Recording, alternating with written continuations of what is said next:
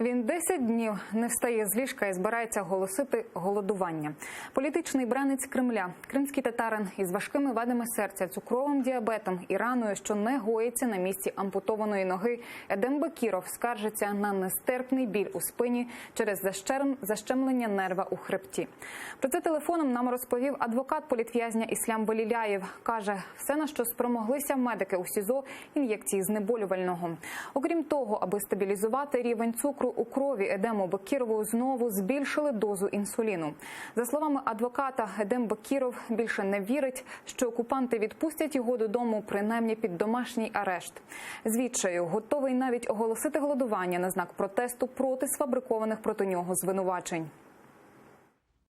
Все в совокупности, те обстоятельства, которые сейчас складываются в отношении данного уголовного дела, он видит это прекрасно. Решение продления, я уверен в этом, уже по специфике, по своей, я уже давно работаю адвокатом, тоже будет продление на 2 месяца, и он это прекрасно тоже понимает. Он уже доведен до отчаяния, скажем так.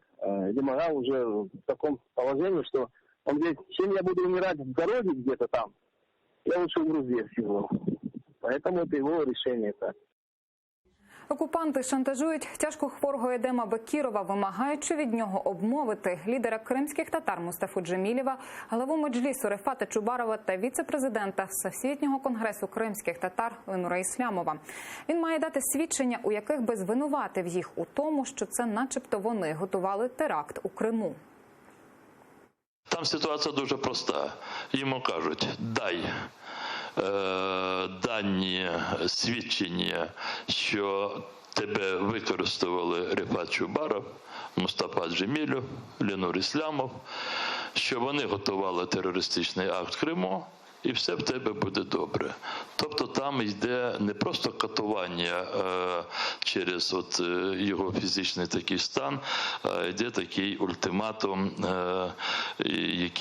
де на кону просто життя людини.